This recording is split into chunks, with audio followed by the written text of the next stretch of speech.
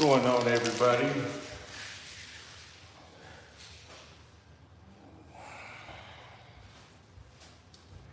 It is your favorite YouTuber, Austin Holloman. We're gonna wait for some people to get in the building, and then we'll start doing a little tour.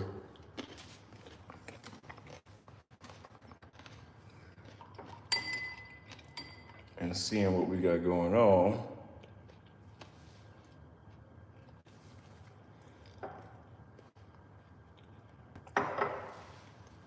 What's good, Ozzy and Ozzy Bowl? Yeah, I love the lighting here. I really do. It is a huge step up from the last place I was at. We'll get into that.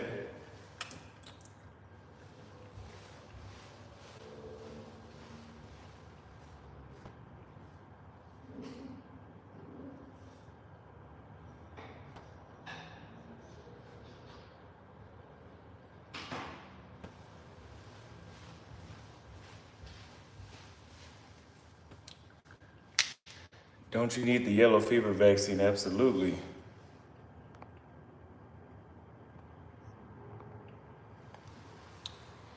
Yeah, I'm back live, man. I'm sorry. There's a huge echo because we are in an empty apartment. When we get to about 100 people, I'll start showing you guys, and I guess I gotta wash these new dishes I got.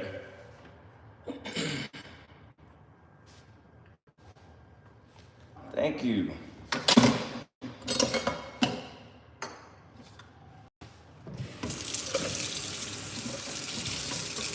Give the video a like if you have not already.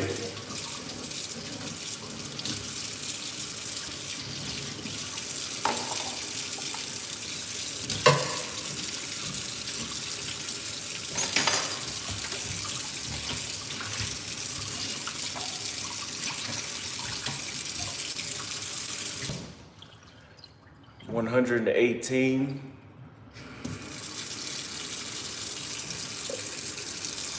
Let me put this dishwashing liquid here first. Yeah, I'm in Kilauea.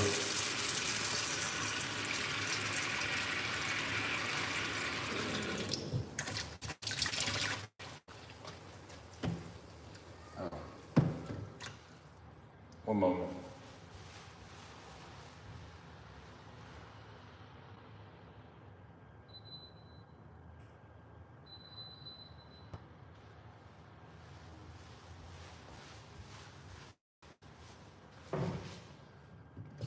Thank you.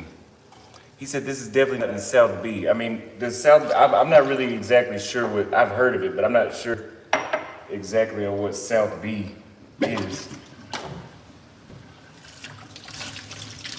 Yeah, I'm the first person to live in this apartment. Brand new. This complex was built recently. I don't know exactly when it was built, but I just know that whenever I first got here, they were still putting the stove in the oven, and it would look like they had just finished building the inside.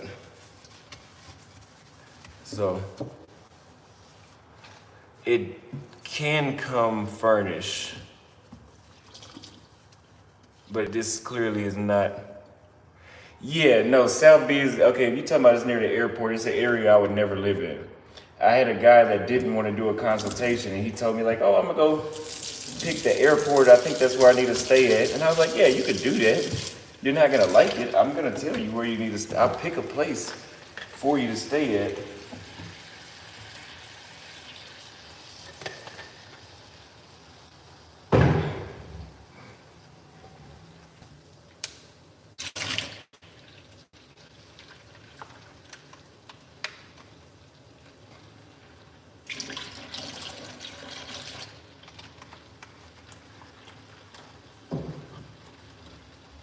Got 172 people watching now. What time is it in Dallas right now?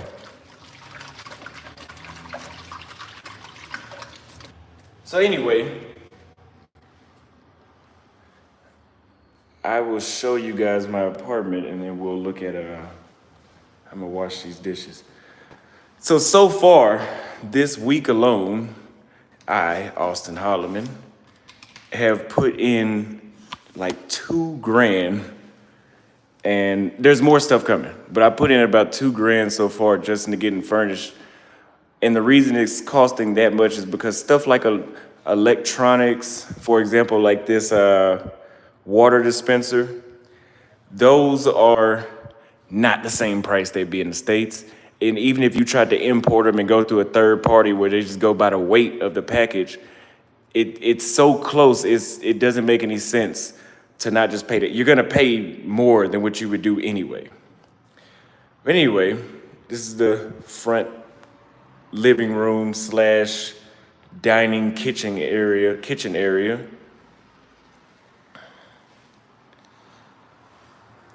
I don't have an official spot for my humidor. I'm cleaning it out because I did something and I got some mold growing in there, so I'm letting it dry. You got my shoe rack here. That may not be permanent, but it's just something for right now. These are the appliances. Hey Gavin, can you put my Cash App down in the chat?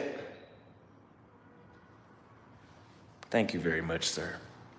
But anyway, the oven, the stove, the vent.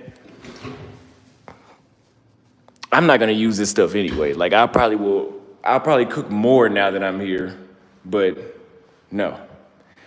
This is a microwave. I had to buy this microwave. It was about $70.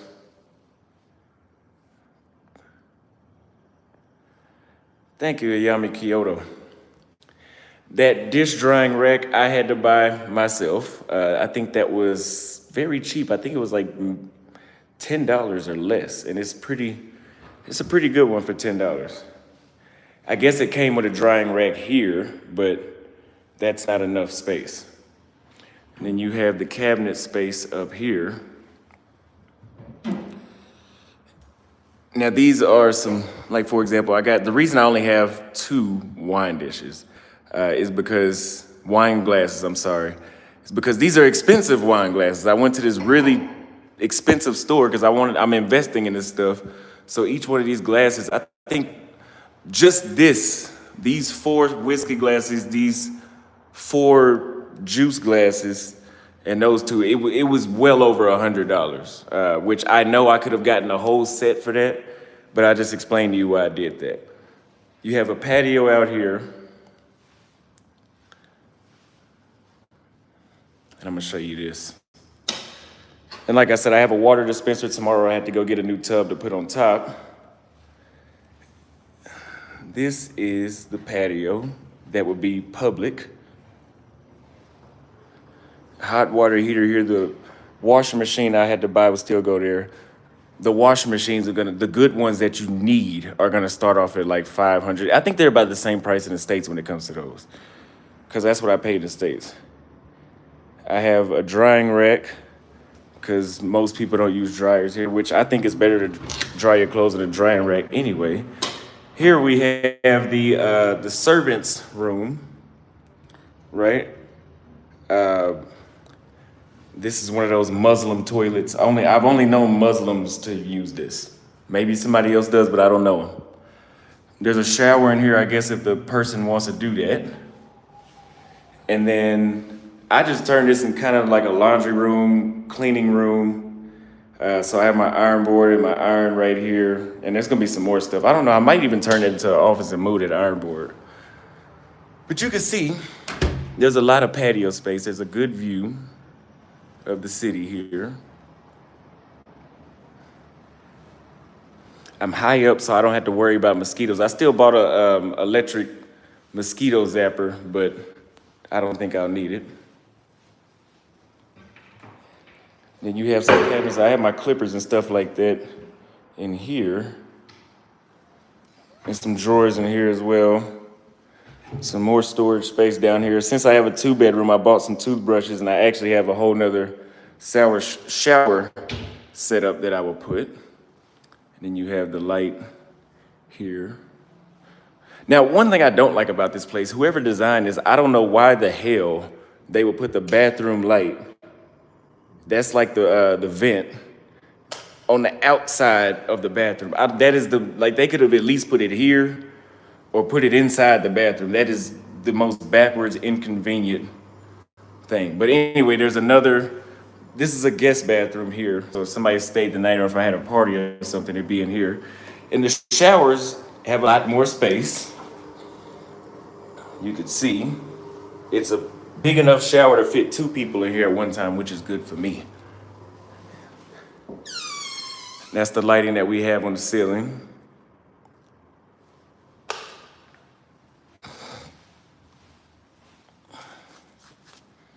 And in here, this is my second bedroom. I don't know what I'm gonna do with this yet, but more than likely I'm gonna put another bed in there, but that's gonna be the last priority just because it's not that much of a priority. And this is the type of closet space.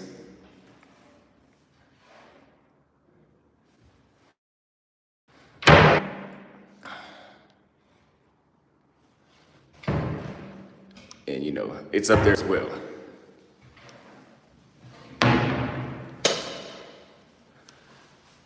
Then this is my bedroom. I do have my bed. My bed frame and headboard will be here later this week. I already bought it. They just had to make it. So, but I had to get out of the last spot I was in because I couldn't really relax because it was a house that was on a cottage, which means that there's bugs. And it was a few other issues, but I was just like, and this is cheaper than the house I was at, and this is brand new, so I just was ready to get out of there. Anyway, you see there's a mirror window type of thing right here. And they have a thing where I can hang the curtains. And let me turn on this light. And then we have another balcony, personally, just for the master bedroom, my bedroom, with the same view. I guess I could put a hammock or something. I don't know. I'm gonna do that later. But I'm trying to get this done as fast as possible because this echo is killing me, and you know, I go on dates and I bring them back to my house, so I need my stuff. But then we have the same type of closet space,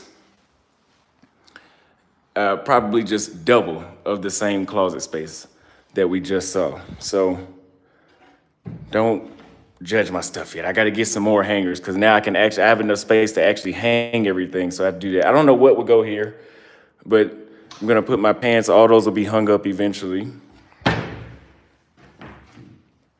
And then we have my shirts here, underwear and stuff like that in there. And then we have the jacket room and some other storage space. But don't worry, again, this is not done. It'll be organized eventually. It's not a mess though. My dirty clothes will go there. Yeah, I'm gonna get some rugs, yes, for the echo, because I know that does help. Like I'll probably have a runner rug down this way, maybe. But I'm gonna wait until I get I'm waiting until all my big furniture is put in here, so that way I don't buy a nice rug and then the movers come in and they don't take off their shoes and they come in and they dirty it up. So anyway, this is my bathroom. The light has I don't know, it's like a ring light type of thing. I don't know what this does, but it's on there. Yeah, so it only does one color from my understanding. And then we have another repeat of the same shower.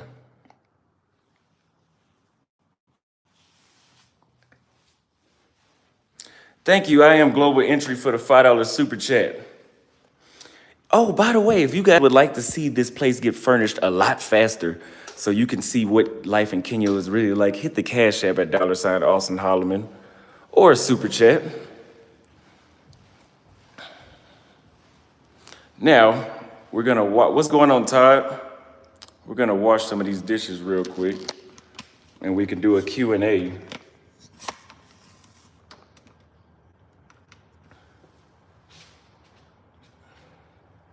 But yeah, so actually, let me go back. So people ask me, what did I spend $2,000 on? Somebody just said that. Now, I don't know how many square feet. I don't know. I had to go back and look. The refrigerator will go right here. Okay, that refrigerator was like $520, I think.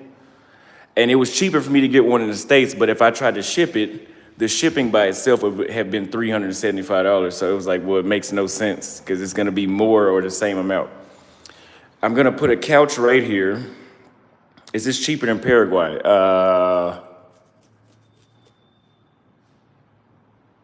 Yes, because you're getting, no, I think Paraguay might be cheaper, but there's a trade-off. The trade-off is like here in Nairobi, you can become an alcoholic, you can go broke hanging out all the time. It's a lot of stuff to do. Or you can move to a certain part of town where there's nothing to do. You get a variety of stuff in Nairobi. When you're in Paraguay, yeah, you're limited to, hey, I'm not doing nothing today. Like it's nothing going on down there. That's why I picked this place over Paraguay. Now I will go back to Paraguay, but this is not even comparable. And the dating life it was good in Paraguay, but it's not, you can't fuck with it here. So anyway, the TV will go right here. I'm gonna put a couch along here and then I'm gonna have to buy a table for that. That's another, by the way, a 65-inch TV that you want in Nairobi is gonna be at least $600 to $900 because of the tax. And if you try to import one, the tax will make it the same price. So not the tax, the shipping costs will make it the same price. So yeah, I just have to spend that extra money. Because if I was in the States furnishing this place, I would have, with $1,000, this place would look completely different. But we're not there, so that's not the case. Anyway, I brought a refrigerator. Like I said, I have my Thank You Inspired Truth broadcast for the $2 super chat. The,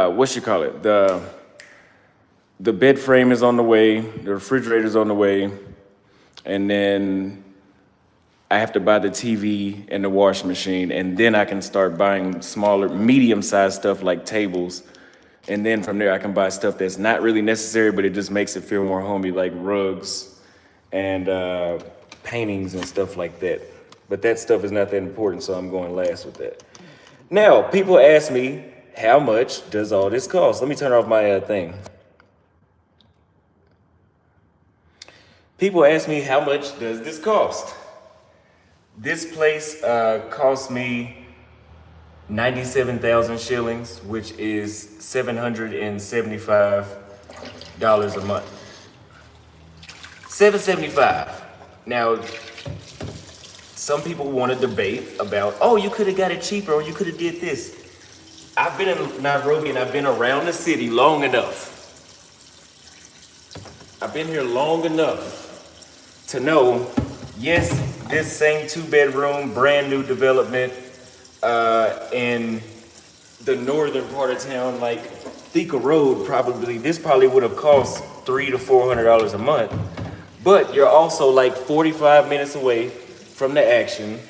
In my opinion, there's nothing on that side of town, especially, it's just the quality of life changes when you go there. You can get a good spot, maybe even a better spot for a cheaper price, but there's a trade-off.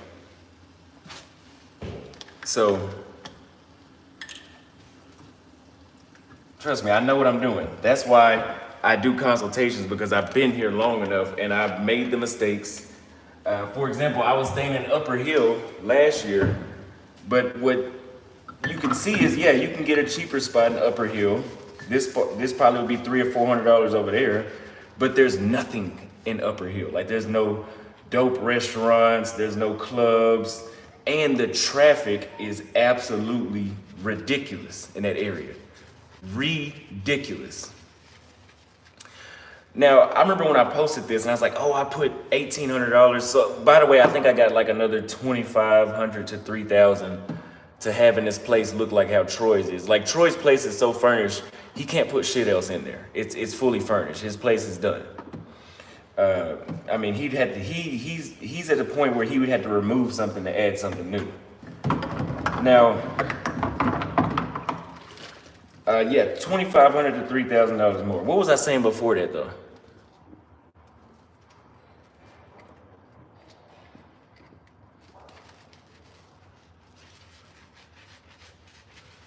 Yeah, y'all are overpaying in the States. So besides women, And besides the rainbow community pressuring you to do what they want you to do over there, cost of living, you can't beat it. Oh yeah, there's a lot of traffic in Upper Hill. So much traffic is not worth it. An 8-minute drive from Westlands to Upper Hill would be 8 minutes at 11 to 1 a.m. when nobody's on the road. But anytime from 10 a.m. to about 7 p.m., that 8-minute ride would literally be an hour and a half. Because also alongside that way going from Westlands to Upper Hill, there's a lot of areas that are like just roundabouts, and there's a guy in the middle of the street directing traffic, which makes it even slower.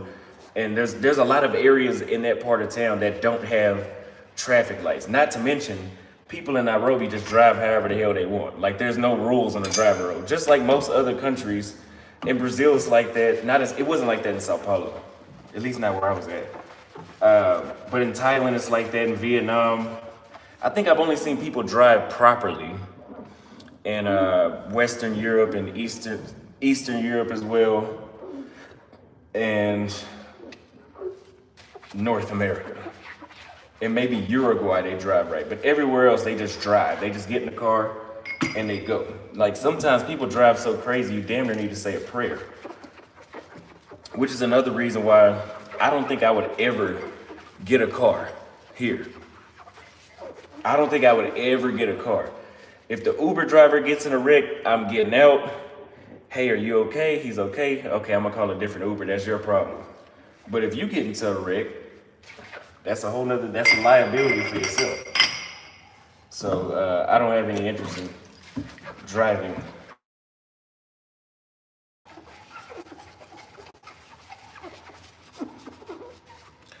The internet is actually great here. I have 100 megabytes, 100, whatever it is, 100 up and down. It's very fast.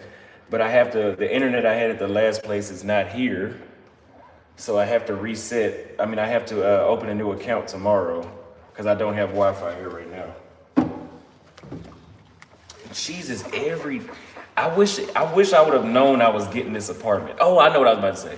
I wish I would have known I was getting this apartment because the entire time I've been here, I would have been buying something new every week. Like I would have bought my mattress one week and just put it in a storage. I would have bought a bed frame.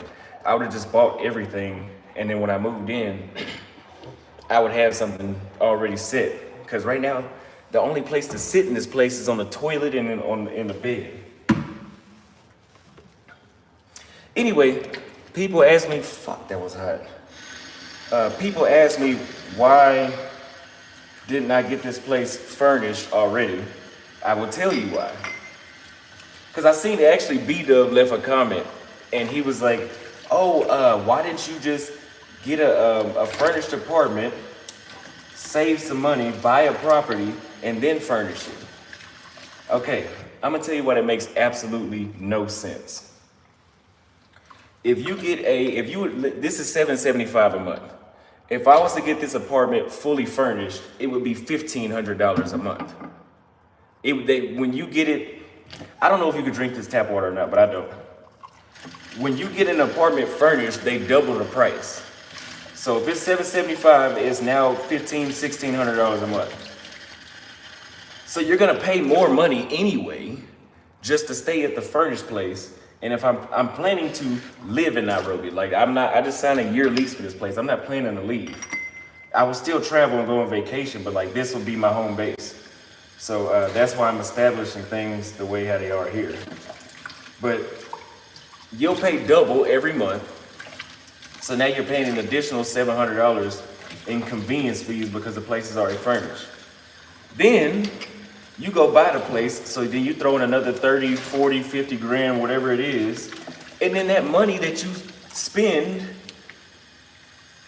to furnish the place is the same money that you would spend without it. So let's say I furnish it now, and then after this place, or let's say I want to buy this place.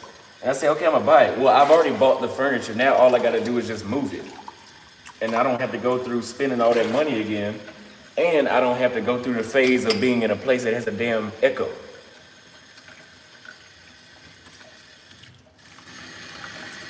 So some people think that you'll save money buying. I don't know how people think that, but that's, trust me. If you do the math, you won't. You won't. Unless if you do it for like 2 months, 2 or 3 months, then that will make sense. But for a year, no. Because if I'm paying an additional $700, do that times 12, that's damn near 10 grand. And it doesn't cost 10 grand to furnish the place. Italian Stallion says, Austin, do your social experiment like you did in Dallas. Go out to different clubs anywhere, introduce yourself to women and compare. I may do that. Thank you for the super chat. I may do that.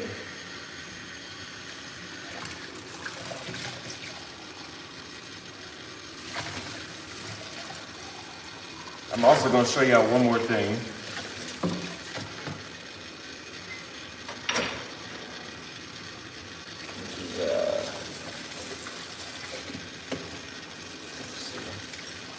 One moment.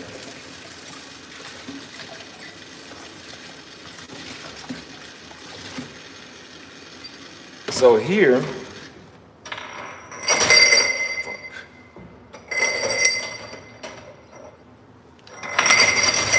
damn, I'm gonna set him on the wrong rack. Anyway, give me a moment. Let me do this. Let these dry.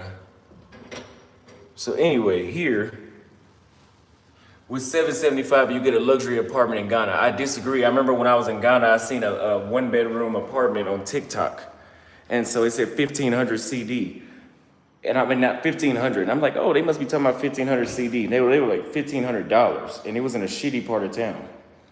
They have apartments in Ghana for damn near $2 million. So no, Ghana is a ripoff. Anyway, I got these. So I have to wash these as well, and I'm gonna do that right now.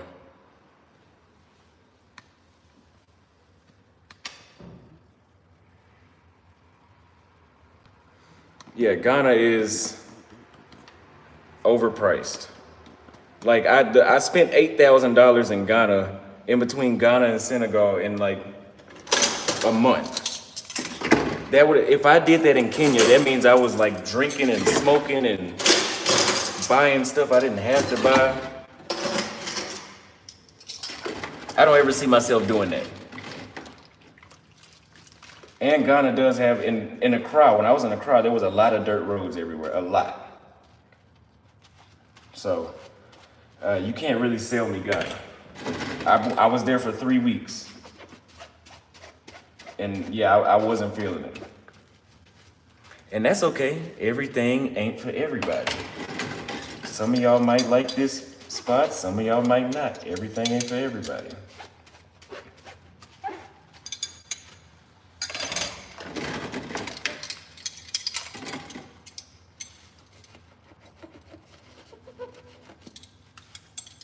Yeah, but there's a reason that you're saying outside the capital in Ghana you can get better, but there's a reason why less people live in those areas. Just the same comparison I made when people say, oh, go to Thika Road, you can save a lot more money. Yeah, you can, but look at where, there's a reason why the foreigners pick this part of town and not that area.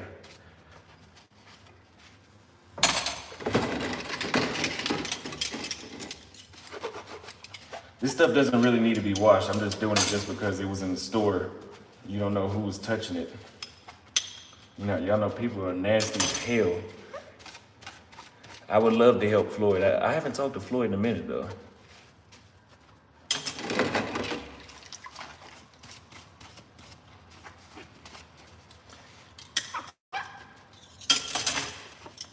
But yeah, where I'm staying at, I'm in a better part of town as far as convenience, because everything is walking distance. There was walking distance, you know, there was places that was walking distance where I was at before, but it just wasn't, it wasn't close enough, and it wasn't, the stuff that was close wasn't all that. Versus here, I'm like right down the street from like some of the best spots. The next place I'm going in Africa, I think, is Angola.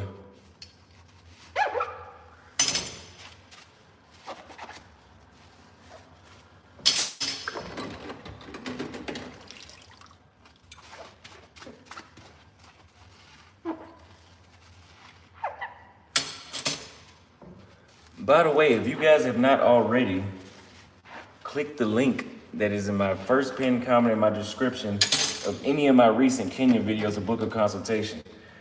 We have helped, I think literally almost 80 people have clicked that link and paid. So it's people, there's definitely a demand to come to Kenya. When people say, oh, nobody wants to see Africa. I don't know, 80 clients in 2 months is all I need to see to not listen to you.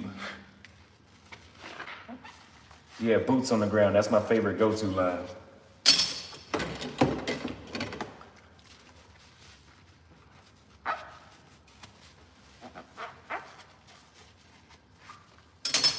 I also got the dish mat, whatever those things are that you put the dishes on when you put them in the so they don't slip or nothing like that when they get in the thing. I have those too.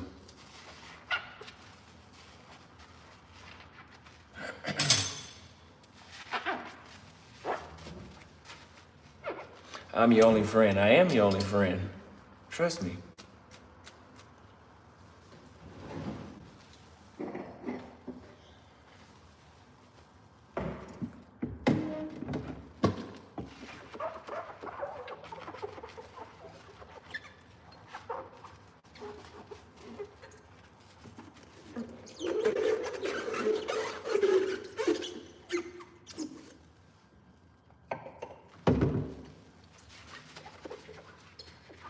Did I see the video about no baddies in Africa? No, I didn't. But if you don't think it's no bad chicks in Africa, don't come. Do not bring your silly ass over here with that mentality. Because first of all, you don't know what the hell you're talking about. Wherever I pick to live, I'm gonna have that. Am I gonna vote? No, I've never voted. I don't really have a reason why. I was talking to Jane, actually in my group chat, I was talking about that recently. I've never had the motivation to go vote.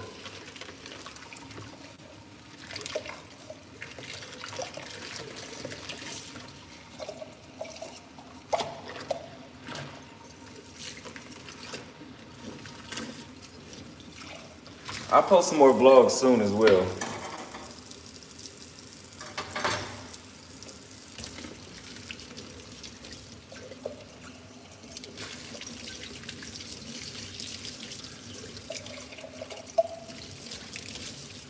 Yeah, I know Angola is pricey. It's pricey even just to get there.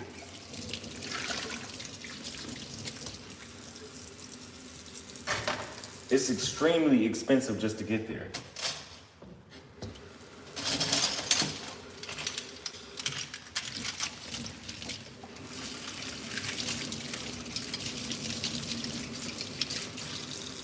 I'm in Kilimani.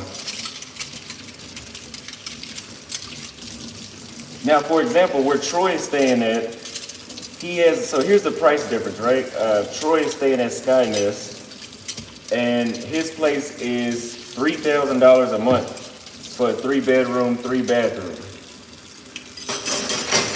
I've said many times, Westlands is a hot spot and like one of the best areas you can be in for convenience to being near everything, but it's overpriced.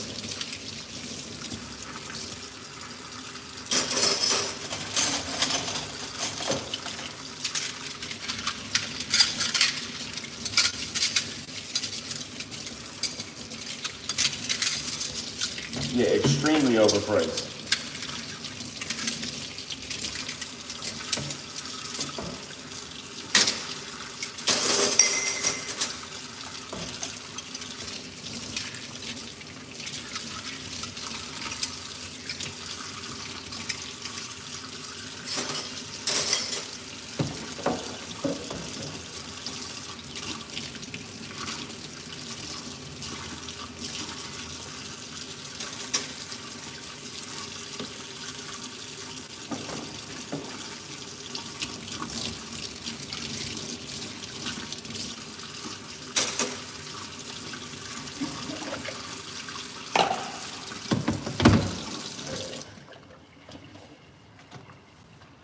Anyway. Yeah, you can fly directly to Ethiopia from Kenya, but no, most African countries you can't. One of the downsides to wanting to travel around Africa is that you cannot just get on the plane and just go to the country that borders the country next to you, because their airlines, it's something with the demand and the taxes. It makes it where the flights are ridiculous to go to the next country, and you have to take a layover in order to do that. You can't just fly there. So, no.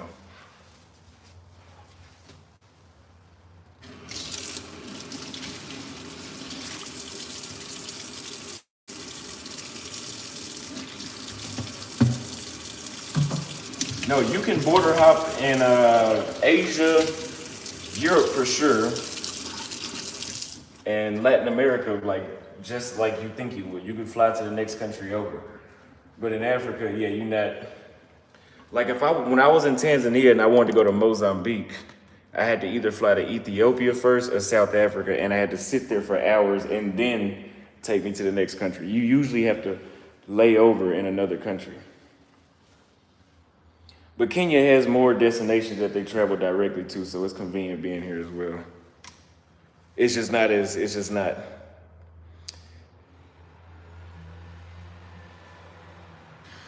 Yeah, so one reason I wouldn't stay at Skynest is because just over time, if you're not buying that place, the amount of rent you would put into it, living there, you could literally buy like, in a year, you could buy your own 2-bedroom, 2-bathroom out here. Paying rent there.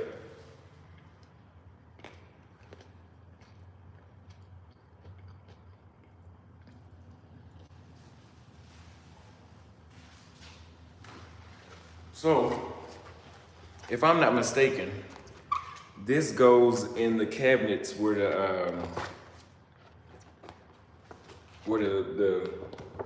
the dishes go. The only thing is I don't have a pair of scissors yet because I haven't bought a knife set. So I can't even cut that. I have a razor blade, but it'll look too tacky. It won't even be straight.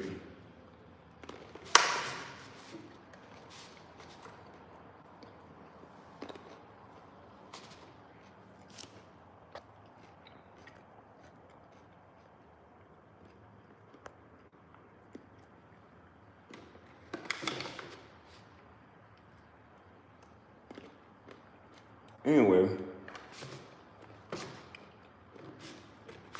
you guys enjoyed that. I'll stay on here a little longer and talk.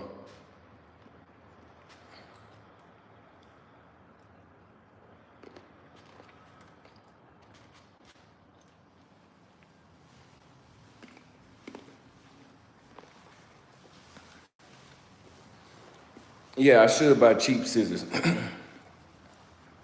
Yeah, I should do that. Anyway, I'll show you guys the view again. Yeah, I'm about to smoke a cigar. I got a cigar with me. The funny thing is, I don't have anywhere to sit. I'm gonna have to sit on top of the counter or something. Well, you can't, there's no space to sit on top of the counter.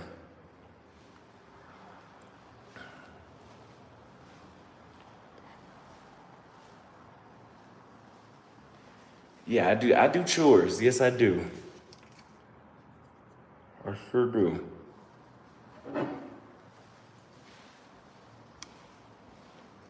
Somebody asked, do you see rainbow people out? Surprisingly, so last year when I was here in Kenya, as far as men, not women, as far as like rainbow men, I seen one. Literally the entire 4 months I was here last year, or however long I was here, 4 months. This year, I think I see a couple a day. Like I'm seeing a couple a day. And I don't know if they're the ones that came from Uganda. I mean, I don't give a damn. I don't care. I'm just saying what I see. Now, they're not like open, but yes, I mean, some of them are some of them you could just look at them and be like, yeah, it's definitely, like there's no denying that they're not.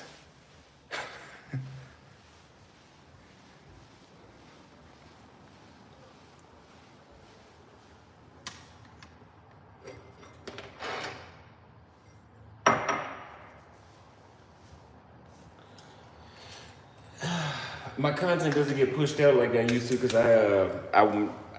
the algorithm was used to me posting once a day to like once a week now. So I guess the priority list I go down on just naturally because I'm falling out of the rhythm that I had it on. You can't tell by looking at someone. Sometimes you can be mistaken. Yeah, if you see a dude walking around with glitter on his face, I mean, it's not really too much to talk about. Glitter on his face and lip gloss, like, yeah, there's not. I mean, well, how the hell are you gonna explain to me otherwise?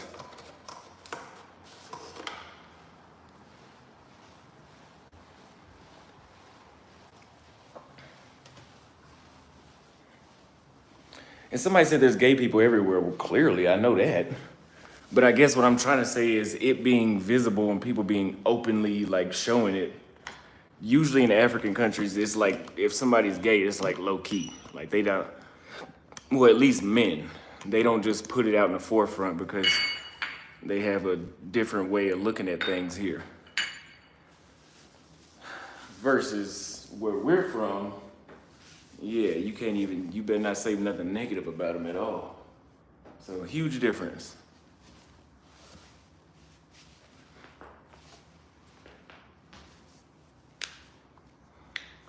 But the only reason that's like they don't really have a gay agenda in places like Kenya is because they got more important stuff to worry about. Like if you notice, like the less developed a country is, the less they give a damn about that. But when you have a place like the United States where pretty much everything is intact and they've accomplished most things, then it's like, oh, like, well, let's talk about this one social issue that didn't really matter, but now it matters.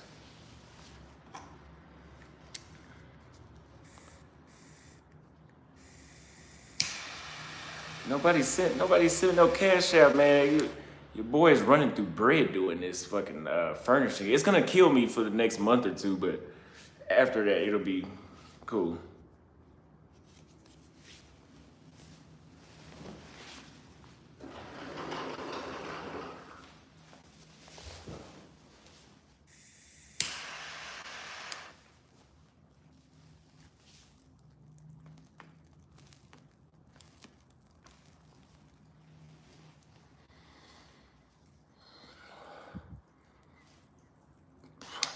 Why did you move into a new apartment when you already paid till January? I'm getting that money back. I mean, I'm really losing on 1 month because I moved here August 20th. And the only reason I moved here now versus, because otherwise I was gonna be like, oh, for the whole month of November, late October, I'm gonna buy all my furniture so that way by the time I move in, it'll be mostly furnished. But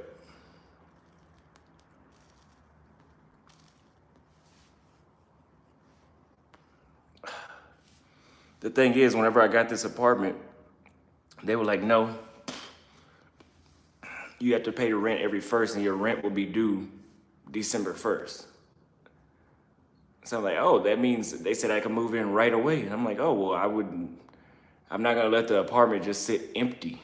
Like I still have the other place. I can still go spend a night there if I want to, but I'd rather be on this side of town.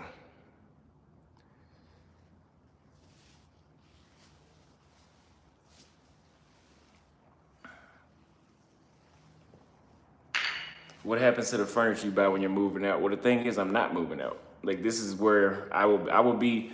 Literally, some people think, like people always ask me, well, how long are you gonna be in Kenya? When are you leaving Kenya? I'm not leaving. I'm gonna be here.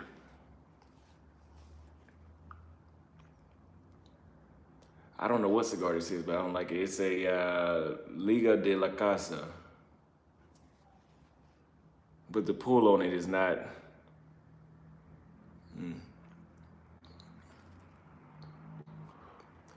No, I don't have any thing to drink with this cigar besides water because I don't have my refrigerator yet. I don't get my refrigerator until the end of this week, right before the weekend. So I'm not gonna buy anything But I mean, alcohol doesn't need to be in the refrigerator. But I'm not gonna buy anything yet because I can't put it anywhere.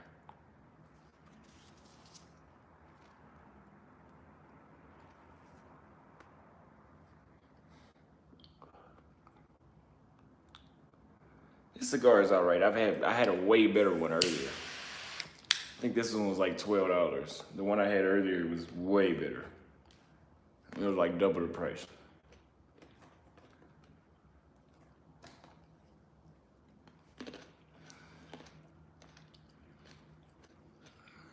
A cheap folding chair would be better than sitting on this bed right now.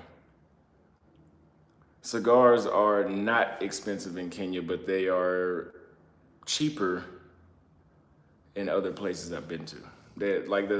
A cigar that costs $10 in most parts of the world here is either going to be $10 or to be like $13. It won't be too much of a difference. Maybe even up to $15. It might be like a $5 additional, and that only matters if you smoke like me. Like if you smoke every day, then it matters. But if you're smoking like once a week, it doesn't really matter.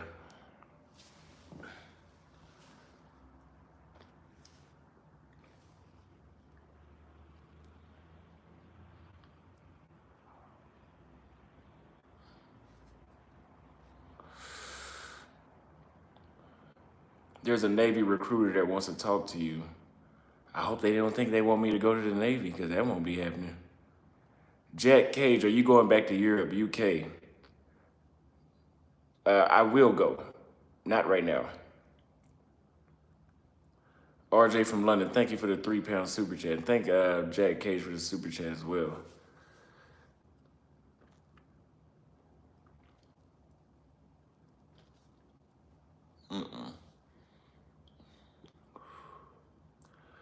The pull on this cigar is not really that good. I know you miss them women that would be upset when you ask them how they're doing. Man, thank you for the super chat, bless always. I got into a debate yesterday with this British guy I've been hanging out with, and this other American guy I've been hanging out with. He does content as well. His channel is Better Views. Beta, Betta Views. And they gave me like that same red dating coach. When I first started my YouTube channel, the whole dating coach, what's going on, Professor? Where he would try like Lucario and all them, when they would try to tell me like, you're just not that guy. Like you gotta become that guy. And like these guys are in Kenya talking like, you just gotta become that guy and you can get chicks in the States. And I'm like, I'm gonna debate with you because I enjoy debating. Not really that much about this topic anymore. But you can't tell me shit. Right? You can't tell me shit.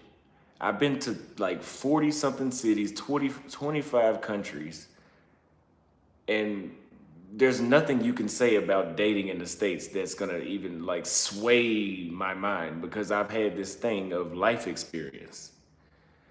And I'm not inhaling a cigar. No, I would be coughing. Cigars you cannot inhale. But I have this thing called life experience. So I've experienced dating in this country, this country, this country. Then I go back to the States and it's like, oh, it's the same way as it was the first time. Go to this country, this country. Even when you're in the States, if you go to different cities, it's not the same. And then we got into the race debate about, does race matter? And I'm like, look, I've dated in Romania. I remember going on dates and being the only black person in the mall. Yeah, this is a horrible cigar. And the chick, when she gave me a kiss, she looked around the room to see who was looking. And then we went and ate at this restaurant. There was this older lady that just stared at us for like 10 minutes straight. And you got to think about it. Subconsciously, a lot of chicks, like if you're in a white country, like somewhere in Eastern Europe or wherever, some chicks might look at you, and just because you're black, they're gonna think about all that. What is my parents gonna think? What are the neighbors gonna think? What are the people at the mall gonna think? And it's not that you're not attractive or you're not you're not a catch or nothing like that. It's just some people ain't willing to deal with all that shit. That's okay. That's just how the world works. So, I mean, to say that doesn't matter is just ridiculous.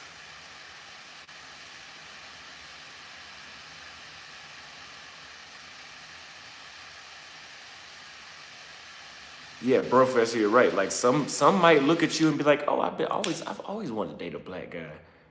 But generally speaking, the majority of the population is not gonna think like that.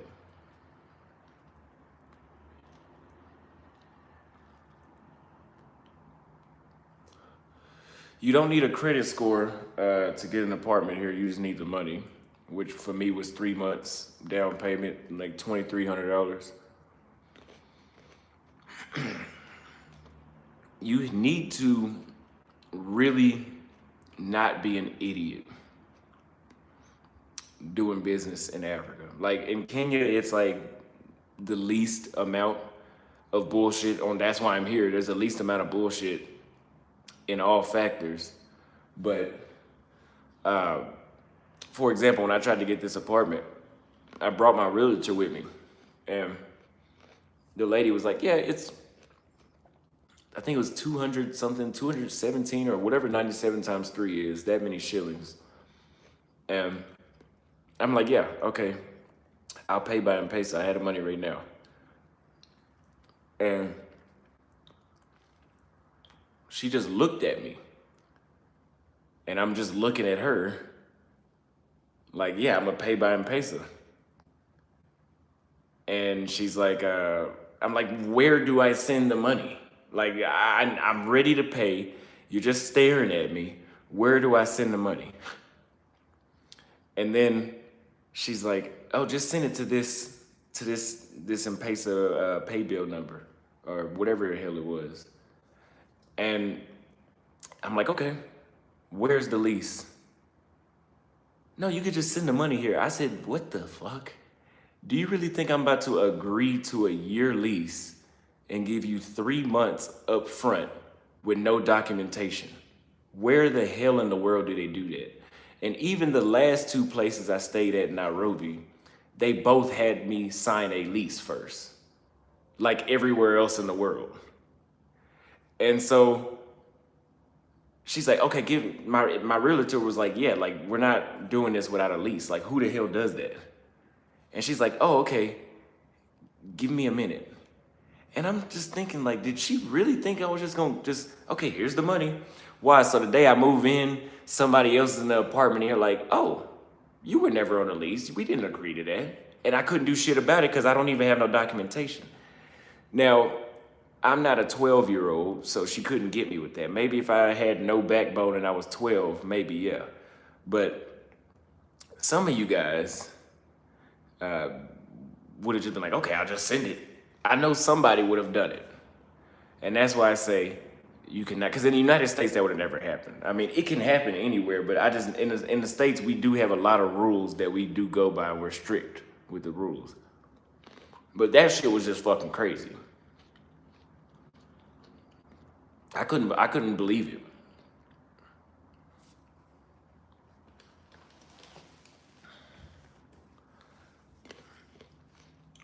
I don't know if they've done that before or what, but they weren't doing that with me.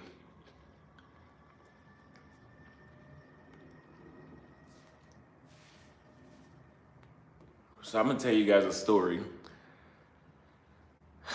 about how I was an alcoholic for 3 weeks. No, my realtor did not drop the ball. I was an alcoholic for 3 weeks here in Nairobi. And if you guys don't have discipline, usually when you get to a new country, the first 2 weeks, you want to kick it, you will kick it. I don't understand it when people talk to my assistants in our pre-consultation analysis call, whatever you want to call it, and they're like, "Oh yeah, I want to come to Nairobi. I'm not gonna go out at all though." And I'm like, "Yeah, that's very unrealistic. That's very unrealistic. I don't see anybody moving to a new country and not leaving the house. Like, that's just not even realistic. It's just, it just doesn't work like that. Like, why would you, what makes you think you're not going to want to tour the city?" So anyway, the first 2 weeks to a month, let's say, when you're in a new country, You will party. You'll go eat out more than you need to. You'll be trying different types of coffee. You'll just be doing stuff because you're a human just like anybody else. You're in a new place and you're curious to see what the vibe is like. So when I got back to Nairobi, I think I've been in Nairobi this time 8 weeks now. When I got back to Nairobi, it wasn't a new country, but I had been gone for a year, so I loved the place. So I was partying the first 2 weeks, and then that 2 weeks turned into 5 weeks, and then 6 weeks. And then it went all the way up to like the 6th or the 7th week. And literally, that last 3 weeks, so let's say it happened up until the 6th week. From the 3rd week of me being in Nairobi to the 6th week of me being in Nairobi, I drank every single day. And I was drinking at least 3 Long Islands a day. And if you guys don't know a Long Island has like 5 different types of alcohol in it. So you're getting like this, you usually only need one. But I had been drinking them so many times a day that one felt like I drank a third of one. So I had to drink 3 to get in that zone that I wanted to be in, to be laughing and, I was feeling good. It took 3. And I talked about this on my Instagram story already, my TikTok, but I remember on that 6th week, I literally drank a drink. Let's say this was Sunday night, 2 weeks ago. I drank a drink, another Long Island, and I felt like I could locate my organs because they had that much wear and tear. And I felt like I could feel the alcohol running through my liver and my kidneys. And I'm like, shit, I've been drinking too much. So I woke up the next morning, I went to the gym and I just cold turkey stopped. I'm like, okay, I'm not gonna drink only once or twice a week on the weekend or something like that. Maybe once in a week, I have a drink or 2 one day, and then the weekend I might have 3 or 4.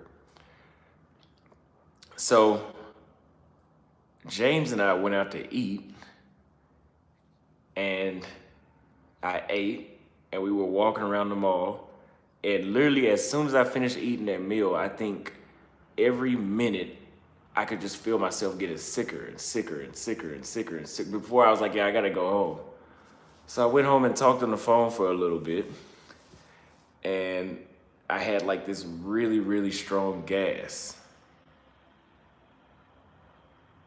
I had this really strong, it felt like a balloon was in my intestines. That's how painful it was. And then I could hear my intestines. I could hear it swishing around. And then I farted. I'm like, oh, I just shitted on myself. Okay. And then I did it again and again and again and again. Like literally in a matter of 3 hours, I think I did that 5 times. And then I threw up. And then I had the gas come back really bad again. And then I threw up again. And then I had diarrhea again, and I threw up, and I was like, Jesus Christ, the fuck? Like, that was the worst pain I've been through. And then I had this feeling where I was like, I think throwing up is actually good for me, because it feels like I think it was literally like there was just a large amount of liquor just sitting in my stomach. And so I was like, I'm gonna throw up one more time. But food was coming up when I was throwing up. So I'm thinking like, oh, well, maybe I ate something bad. But I've ate plenty of bad stuff, and I've never felt like this.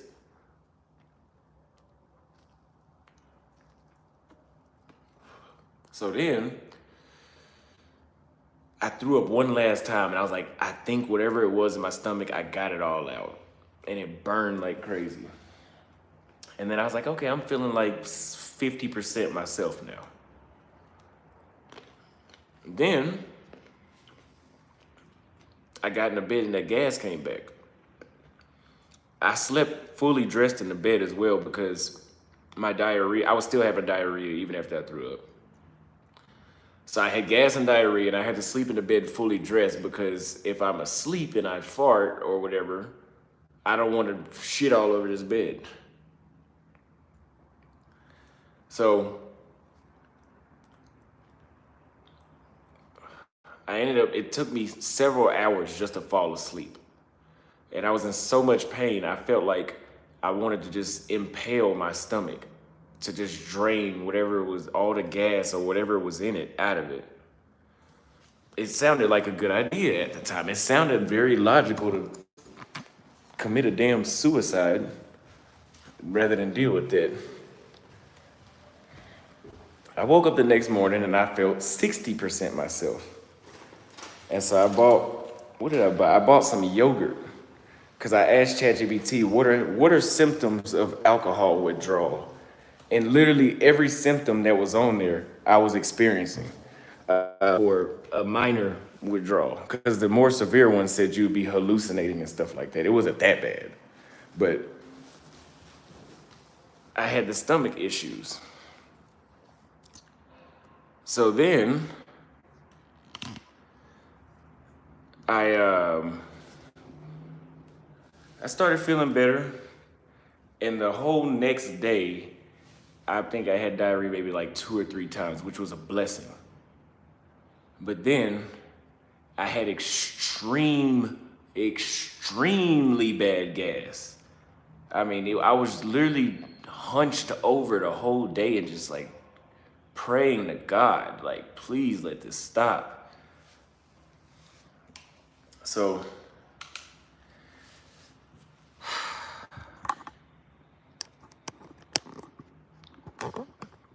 no, it wasn't food poisoning. Somebody said drinking messes up your liver long term. You know, I've never heard anybody say that, ever. So, anyway, ChatGPT was talking about how the overusing alcohol with a prolonged period of time, like what I was doing for 3 weeks, will eventually throw off the biology in your stomach, where you now, in order for, because it said in order for that gas and diarrhea to go away, I had to take probiotics, which was for me is just yogurt. So I went and bought some yogurt, and literally like instantly the gas went away, and I'm like, oh, okay, so that helped a lot. And then by the 3rd day, I was 90% myself, and then the 4th day I was back to normal. Those 3 days, I had no pre-workout, and I had no alcohol, and I just sat at home. And I damn near had a euphoria. And I'm like, you know what? I think God was talking to me. I think I've been going to the gym, drinking, hanging out, not really resting at all because I'm just having too much fun, to the point where God stopped me by making me sick as hell. I think that was God's, because it also made, the reason I say is because now I don't drink every day like I was now. I drink literally 2, maybe 3 times a week, as opposed to 7.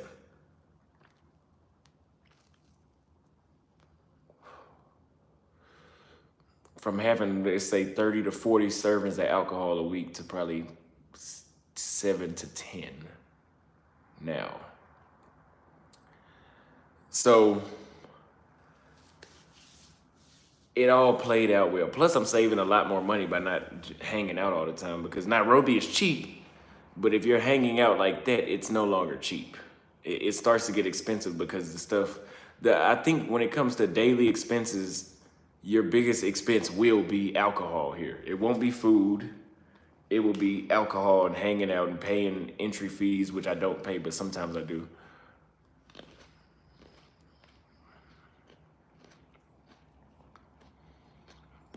And then my mind got so sharp. I'm like, wow, that alcohol was really wearing me down, and my body was stopping me.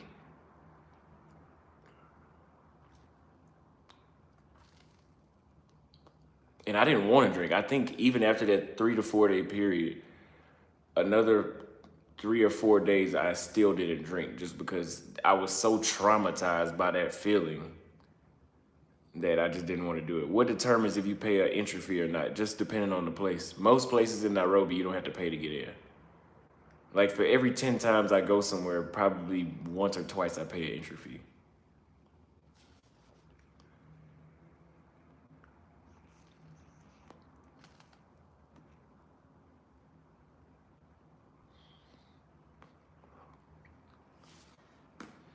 Yeah, I'll go see a doctor eventually. But I still drink. I just don't overdo it. Now the same thing happened to me with cigars.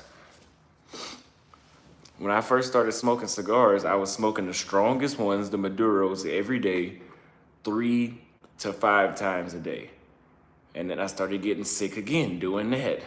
Before I knew it, I had a similar sickness where I had diarrhea, throwing up. I was sweating, I had the chills. It felt like I had malaria. And then I stopped smoking cigars for like a month. And then I started back. But now it's just all used with moderation.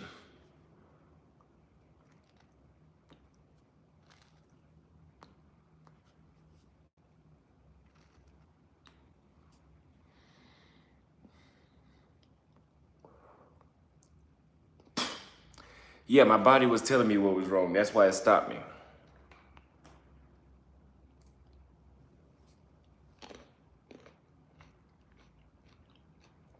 He said, I know Kilo Lakeshore is more your speed, but saying Thika Road has no action is wrong. I mean, there's some action over there, but every time I went to Thika Road, I'm like when I have Americans that invite me to Thika Road, I'll ask them, like, what is over there? Like the stuff we like to do in the way how we like things, Thika Road is not, it's not ever really on my radar. Every time I went to Thika Road to go to a club or to hang out, like there was always so many more men than women. And I used to ask my homeboy, like, why the hell do you keep wanting to come over here? I was telling Bobby that. He was like, yeah, but the chicks that are in there, they be bad. I'm like, yeah, but there may be some beautiful chicks, but it's like 7 of them and like 60 dudes in the room.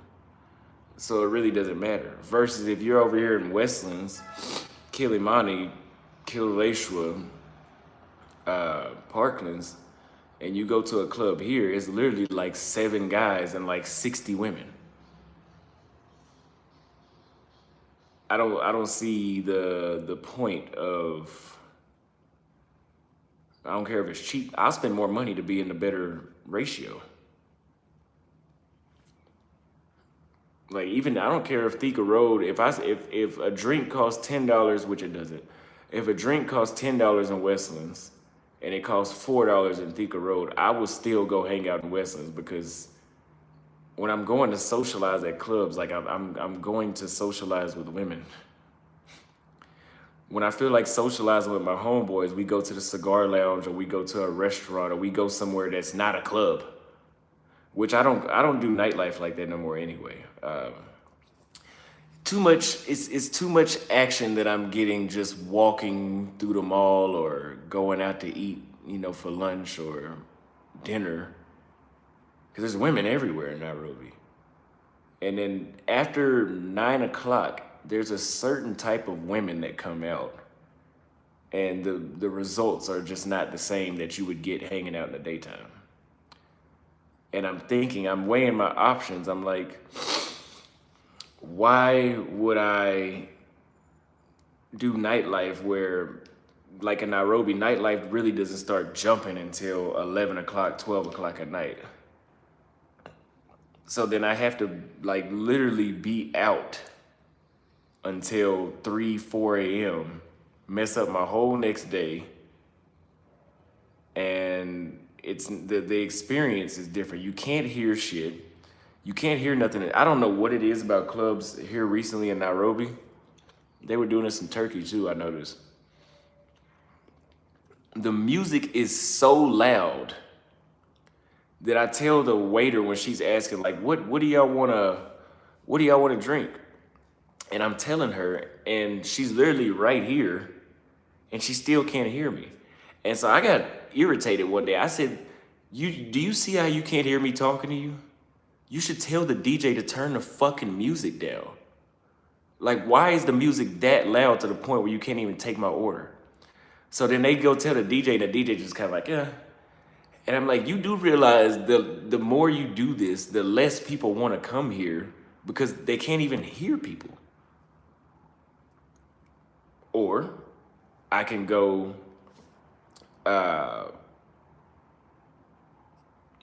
hang out at Village Market or Sarit or any other place that has a lot of people during the daytime, and I can hear them just fine.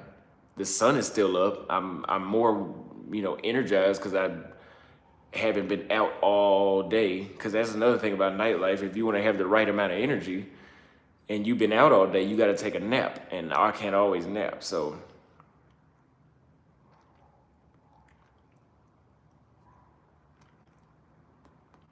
it just makes more sense to hang out in the daytime because the DJs never. I remember we went to this one club in Kilimani, and the music was so loud, and I was sitting on the other side of the room from the DJ, and I'm literally like, I can't, like, I feel like my eardrums are about, and I'm just like, how the hell can anybody enjoy this? And nobody was talking because nobody could hear each other because the music was just that damn loud, and I'm like, come on, dude. Like, turn the music down. Like, goddamn. Like, especially if you have a good ratio of women, and there's like women like, because in Nairobi, the women, when they go to the clubs, it's not like America where they go there just to look cute and just reject every motherfucker that talk to them. They actually go to the club to socialize and have fun. But I can't do that if you don't turn that goddamn music down. I mean, it can be loud, but I mean, that damn loud? Damn. That's why, for example, when my clients come in town, if somebody books a consultation, I always tell them, like, hey, if there's a polo game in town, I'm gonna take you with me because you need to be exposed to this type of event in Nairobi. Like, these are the types of events I like. It's usually $20 or $25 to get in. Yeah, it costs, but the women there are like top notch. The music is just playing. Like, you can hear people that are right next to you with no problem. And everybody's well dressed. Everybody always socializes at the polo event. And that event starts at like noon, I think. I usually get there after that, but it starts at noon. So by the time 9 o'clock rolls around, you've already been socializing and getting numbers, and you didn't have fun. And it's like, okay, it's only 9 o'clock. Like, I'll be asleep no later than midnight tonight. Thank God. I can wake up at 7 a.m. now. But again, even at that polo event, after 9 o'clock, when the sun goes down, so like you have this certain class of women that'll be at the polo game at 2, 3, 4, 5, 6 o'clock. The minute the sun goes down and 7, 8, 9 o'clock roll around, a different crowd of women come to the event.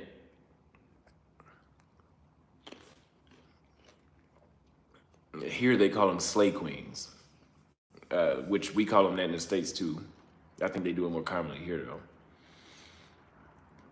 Which are the women that do socialize. They do, they're gonna talk to you, but like they have an agenda.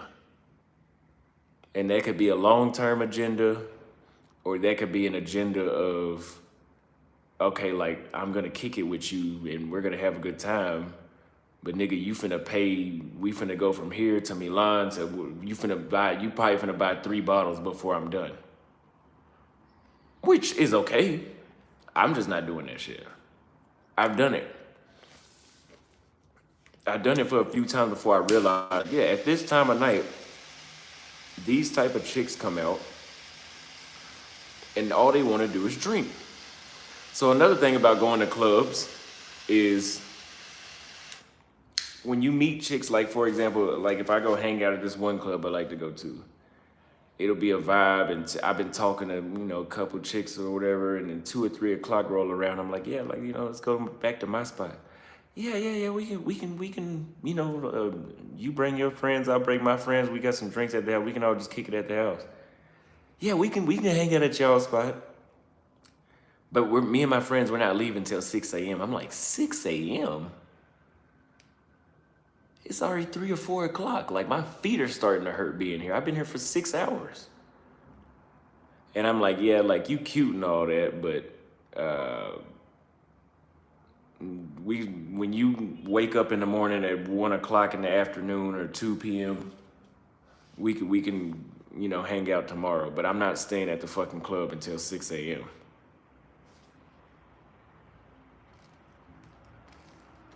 But the women that you meet at restaurants, the mall, the polo games, they're not saying, oh, well, I'm finna stay at the mall till 6 a.m. or I'm finna stay at the polo game till 6 a.m. They're not doing that.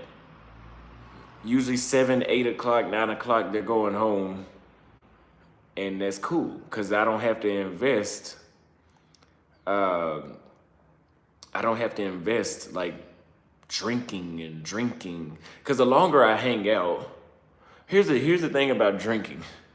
About clubbing, let's say, the more you stay there, first of all, you're usually gonna drink just because everybody else is drinking, and they'll be behaving a certain type of way. Even if you're like a talkative person, or you like to socialize like me, the way how they're behaving will be so much different. You're like, oh, that's fun. Okay, maybe I can have one drink and get on their level. And then you start drinking, and then 2 a.m. rolls around, and you're like, yeah, like let's go, let's go. And they know, well, we want to leave at 4 o'clock, but you want to leave at 2 a.m. because you're getting tired.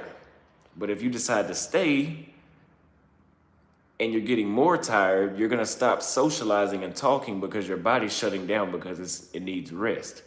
So what do? You drink more and you're still getting more tired. And then you're like, oh, well, let me get a Red Bull. Now you're putting all this different shit in your body and your body's exhausted. What's the fuck, what is the long-term benefit out of that? So no.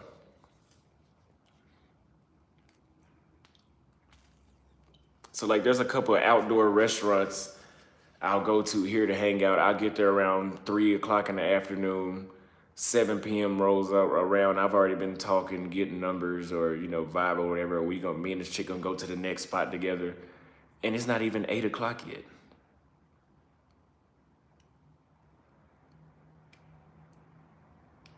I'd rather do that.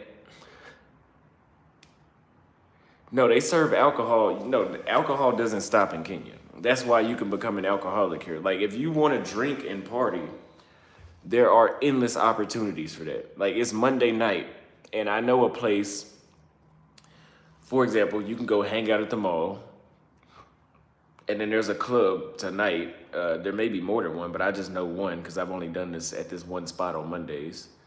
Or have I? It may be another one. But this place closes at like 6 a.m.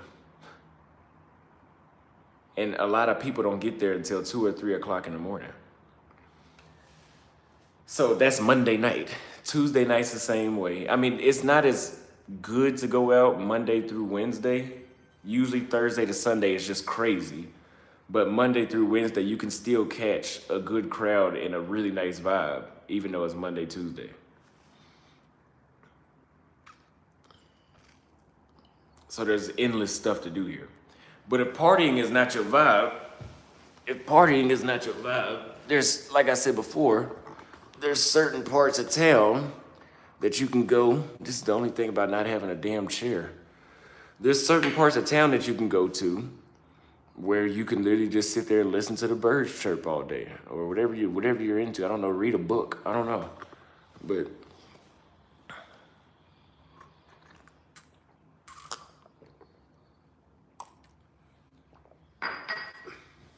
That's here. Trust me.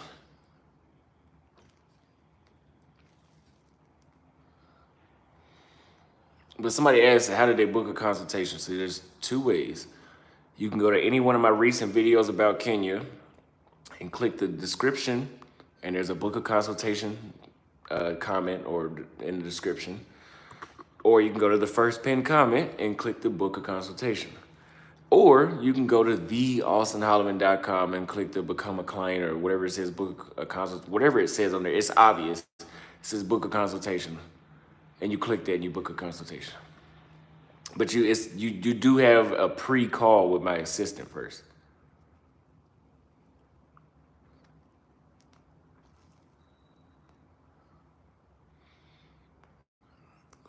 So the neighborhood I was staying at before this one I'm at now was more suburban. Like you couldn't walk a lot of places.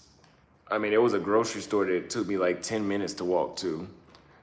And there was a couple bullshit restaurants right there.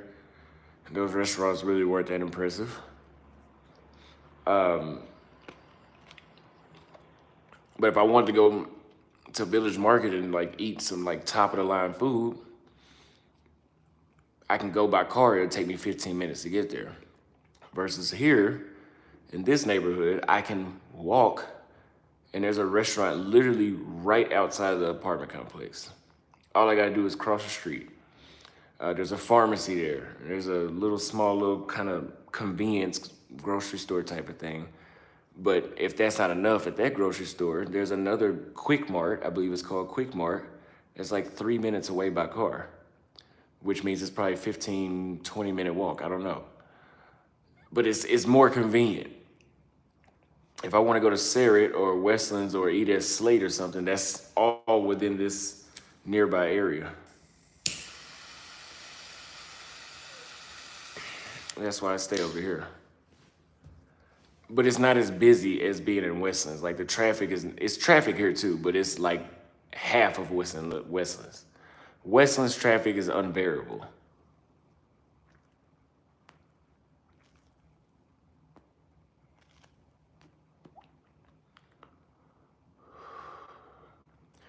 But the next things I'll get is like a kitchen set. You know, I'm gonna buy the stuff to cook. And maybe if I invest all that money in, maybe $1,000 into blenders and popcorn makers and shit that I don't need, maybe I will cook. The chances are I will not. Pots and pans and steak knives. There was this one store, man. They got some steak knives out here so bad you could cut a damn sheet of paper by just touching it. You didn't have to use any force. It was so sharp. Those knives were also like $400 or $500 for the set. So, but I don't have any plans to cook enough or, I don't see the need in me spending $400 or $500 on a knife set because I don't need it.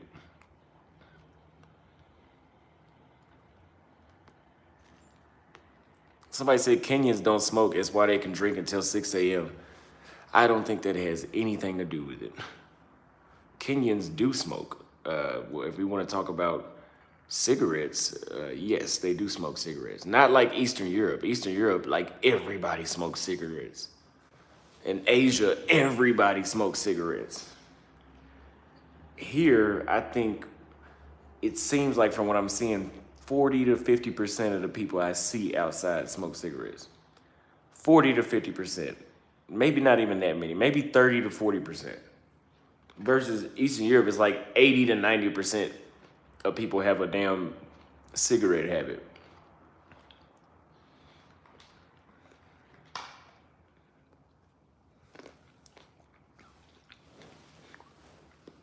Yeah, good knife sets do cost, but they do last a lifetime. Like my dad bought my mom some like really, really expensive pots and pans and knives back in 2010, I think it was. She still has those knives. That was 14 years ago. She still has those pots and pans and knives. That was 14 years ago. but she also cooks 2, 3 times a day. I haven't cooked, I think since I left the States, I've cooked 3 times in 2 years. Now, when I was in the States, I cooked every day, but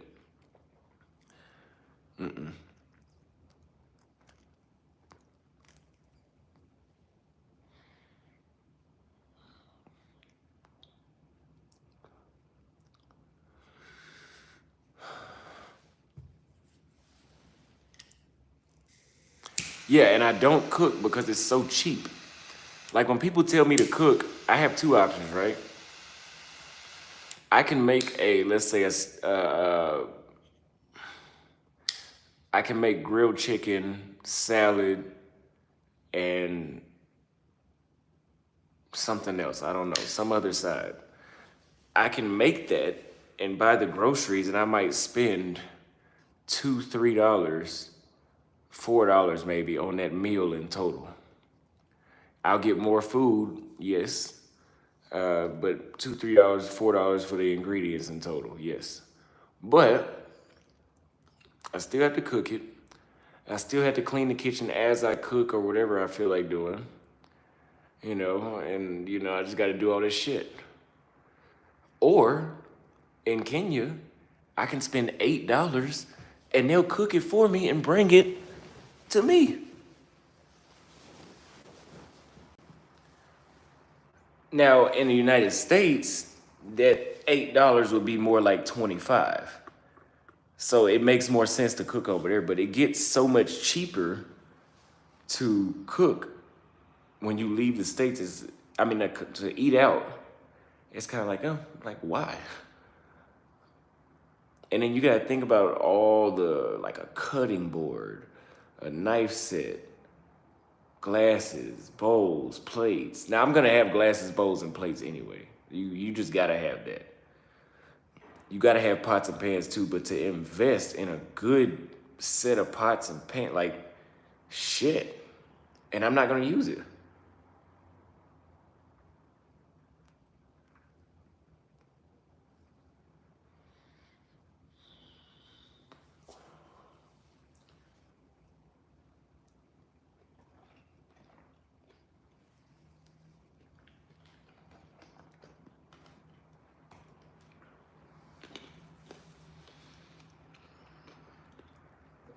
The Cash App is $Austin Holloman if you guys want to hit the Cash App. Now, I'm almost done with this cigar.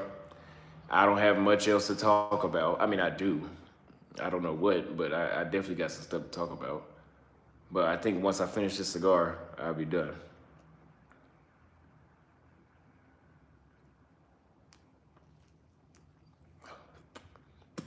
Yeah, you definitely, Brofessor, yeah, you definitely have to have pots, plates, and forks, utensils, plates, a wine opener. You definitely have to invest something into your kitchen.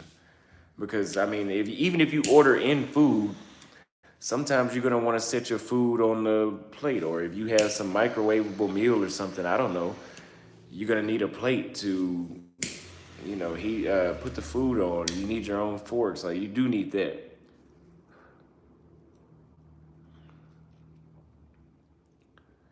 Yeah, I'll go back to Paraguay probably in May.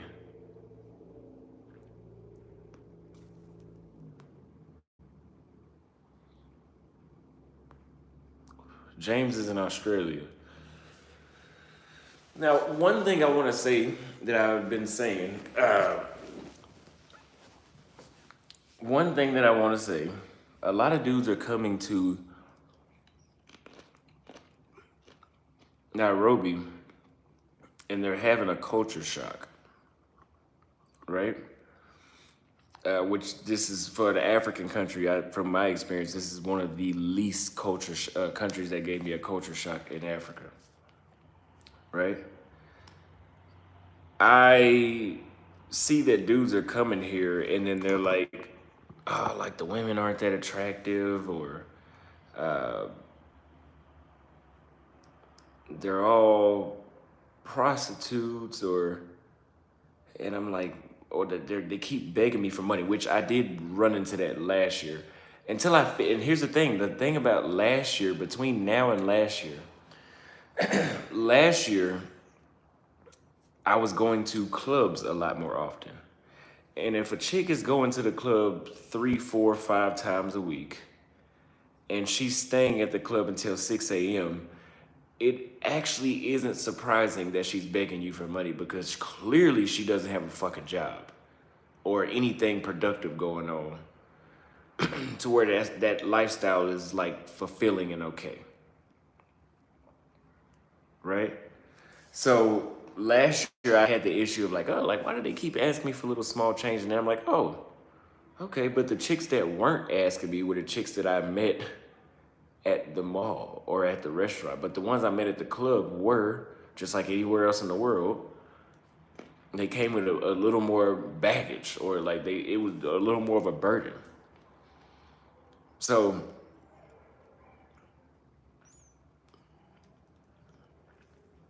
when I see these dudes that run into prostitutes in Nairobi, and it'll happen from time to time. I mean, hell, even in the States, like every chick might not be asking you to hit her cash app, but eventually you will run into that.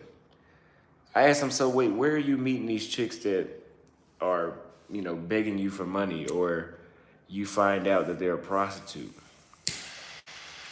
Tinder. And I'm like, oh, the same app that if you use it in Medellin, you probably will fucking die from getting drugged. The same app in the States that has some of like the most problematic women on them. If you go to Thailand and use Tinder, a lot of those chicks are prostitutes. And I'm like, that's why I said, that's why, damn. I said, that's why I'm not having the same issue as you, because I'm going to the mall or the restaurant or the polo event and I'm meeting women there. Or if they're at their job, I don't give a fuck. If I go to the doctor and I like the girl that's at the receptionist, I don't know, then I don't have the issue. But if most of these chicks that these guys are meeting that they say are like working, don't have jobs. So when you get here, and this is why booking a consultation is important, because dudes get on the phone and they're like, yeah, I'm looking on Tinder. And I'm like, yeah, you can look. I don't use dating apps, especially not here. It's too much action just walking around. Like, I have my dating apps on my other phone. That phone has been off for like a month. It hasn't been turned on in over a month, because I don't ever feel the need to get on the phone and use the dating apps. And the thing is, if you use dating apps in a place like Rio, the women you see on the dating apps in Rio are nothing like the women you see when you get there. The women you see when you get there is like, holy shit, like, this is a paradise. But if you look on the dating apps in Rio, like, most of the chicks look average or below average.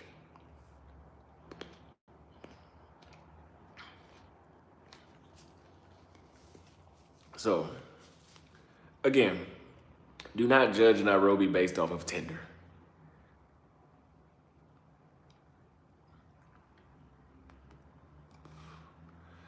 The chicks that have jobs won't be begging you for, random shit. Now, if you go on a date with them, they're not gonna go 50-50. They're not, going 50-50. You're still going to pay the bills. Not the bills, the bill of the restaurant. You're gonna pay that bill, but like they're not gonna be calling you like, hey, I need money for school, or hey, my glasses broke, I need you to buy me another pair. Like the realtor, the doctor, the nurse, they don't do that. But again, I've been on dates with realtors, doctors, and nurses in Nairobi, and I pay the bill. Yes, that when you leave the States, that 50-50 bullshit is like an American, Canadian, West European thing. Everywhere else, you're paying a bill. That's just how it's worked for centuries. But Yeah.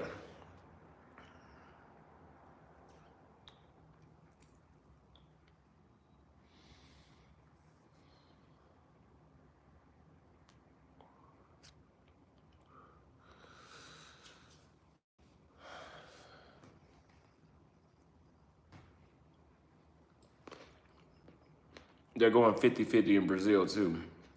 Bro, I've been to 1, 2, 3, 4, 5, 6 cities in Brazil. I spent a month in Sao Paulo, 5 weeks in Sao Paulo. I spent 10 days in Manaus. I spent 3 months in Salvador. I spent like 3 days in Recife. I spent a month in Rio. And out of all that time, I think I had one chick go 50-50, maybe two.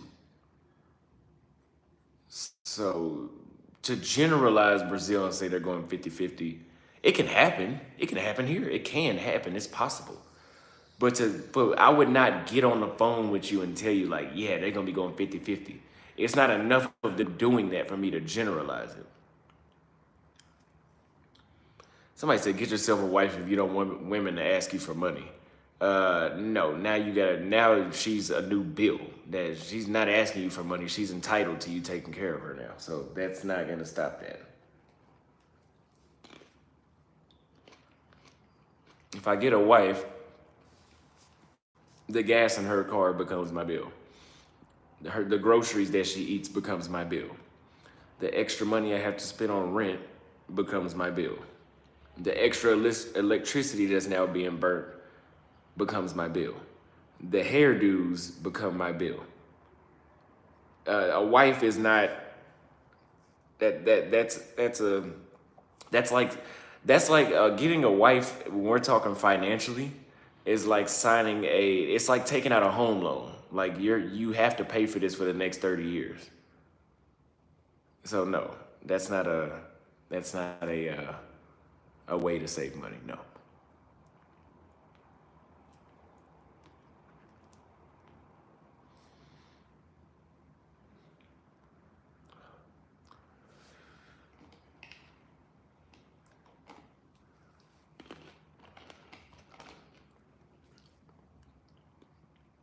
Kenyan women want a man that can support. Simple.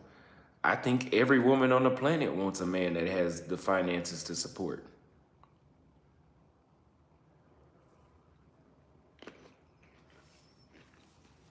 Even American women bitch and complain about dudes not making 6 figures. Like, that's for a reason, because they want that support.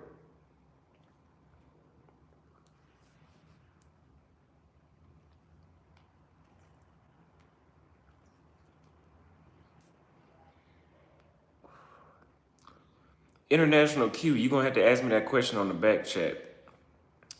I don't do any more free promotion, and I'm not promoting my top 3 favorite clubs and lounges.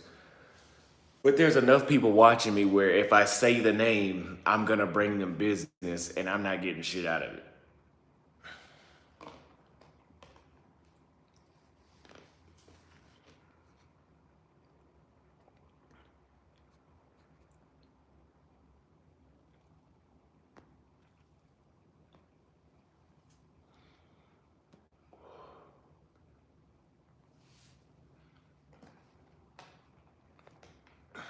But I thought I was actually talking about this cigar lounge. I think I might like host some events for the expats that come into town that that smoke cigars, like a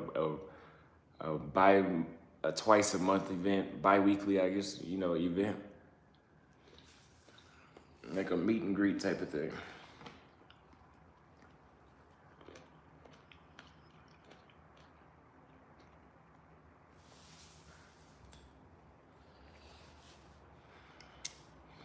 The current interest rate, it depends. It depends. I don't know. Somebody, my realtor was telling me the interest rates recently, and I seen an ad for if you wanted to buy a place, what were the interest rates? But I do know that they have leased rent to own here, where you put down 20%. So let's say let's say this place costs $70,000. Let's just say And so you would put down 20%, which would be 14 grand. And you pay that up front. And then you have a certain amount of payments, a certain value of payments that you have to make every month. And that all goes towards owning it.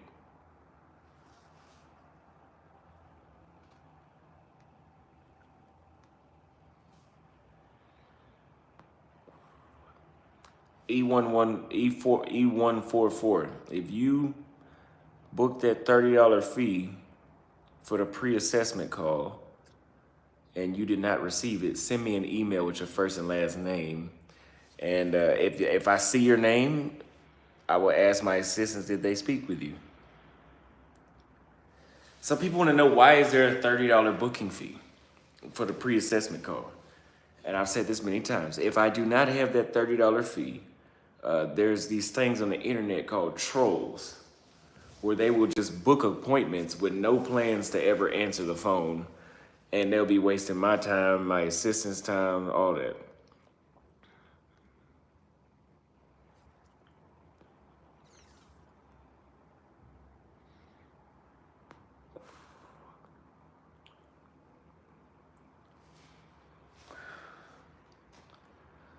The best African cigar I've had was out of Mozambique. That's actually one of my favorites. You look so cool smoking that one, because when you light it, it has that when you puff it, even 3, 4, 5 minutes later, it still is just smoking. So it just looks like it's just like almost like it's electric. Like it's just the burning, the way how it burns is just amazing.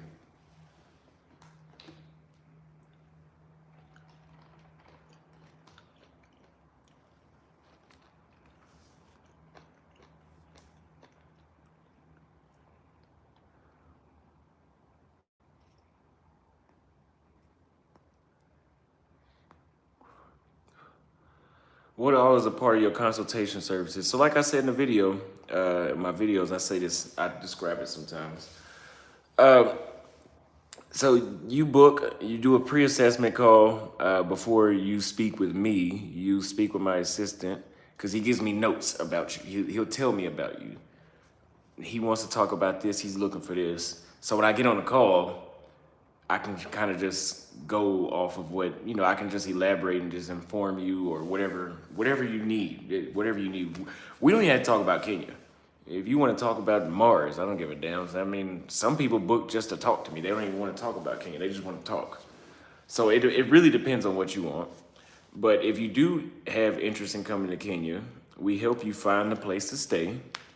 We help organize a personal driver. We help organize the safari tours.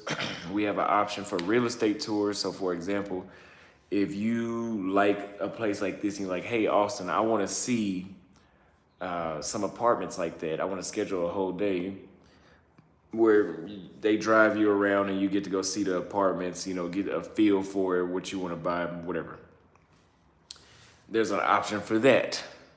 Or if you want a city tour guide, like, hey, I want somebody to go with me today that knows the city, to show me some nice restaurants, show me the grocery stores I need to shop at, just show me, for a day or 2 days or whatever you want, but let's say a day or two, just to be minimalistic.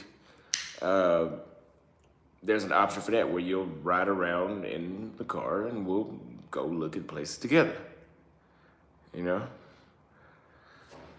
Or if you're looking for, how do I get my work visa? How do I get my residency? There's an option for that. Whatever you need to make your transition to Kenya or your visit to Kenya smoother, the information and the direction and the support is what the consultations are for.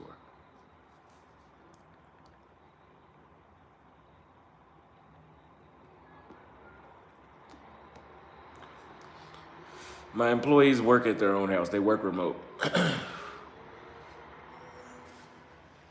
But they're in Nairobi, yeah.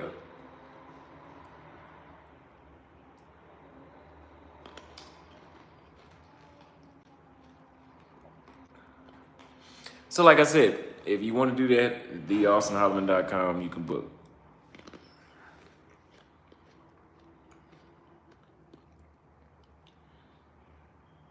And if you do book a consultation, I do add you to my group chat of all the other American expats that are out here in Nairobi, or were in Nairobi recently and are coming back, where we share information about places to do. Because I don't know absolutely everything. There's so many places in Nairobi, like so many nice hidden restaurants.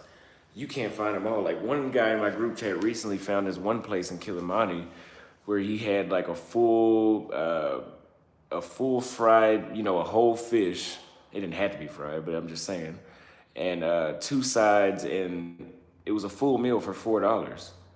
But it's so many places like that. Not one person cannot know all of them. That's why the network is important, because you have to have that community to share information.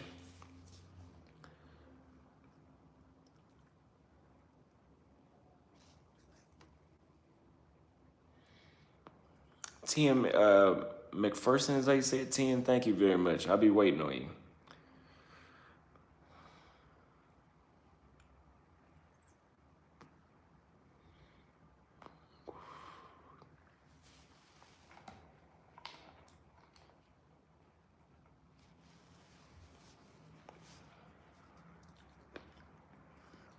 What can you do outside of drinking and safaris? Anything. Nairobi has everything. I mean, they have paddle clubs, which is kind of like, the tennis, but it's like paddles. I don't know, paddles. They have paddles. They have the race course. They have car events. They have motorcycle events. They have the polo games. I mean, I went to a park recently. This chick took me to a park nearby Village Market. It was a huge park. It was the best security I've seen in the city. They made me throw away my damn allergy medicine. Not my allergy medicine, my anxiety medication.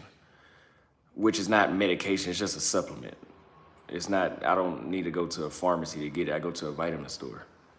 But the security was that deep where they were going all through my wallet, like, we need to make sure you don't have anything that could hurt the animals or that could burn the forest down. But there were monkeys you get to walk through a real forest, and there were monkeys that would just run right. Like you could. I mean, I wouldn't advise you to go in the off the trail into the thing to go fool with the monkeys, because these monkeys are huge. Like they look. I seen monkeys that look like skunks. I don't know what breed of monkey that is, but it was monkeys that looked like skunks, and they were big as like a full grown pit bull. Like the body was that big. It was huge monkeys there.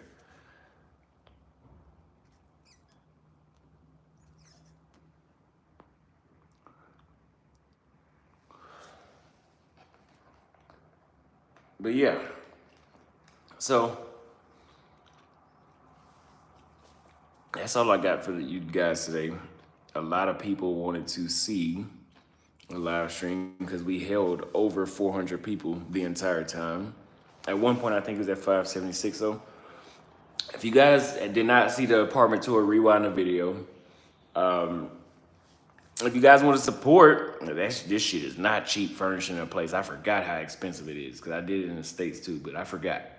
I've been staying in pre-furnished Airbnbs for the past 2 years in apartments that are pre-furnished. But since I'm actually restarting my life here and I'm living here now, I'm getting an unfurnished place. So anyway, the Cash App is $Austin Holloman if you guys want to help me. If you guys want to help your boy out, if not, it is what it is. But anyway, I love you guys. I'll see you guys next time. There'll be a video out tomorrow.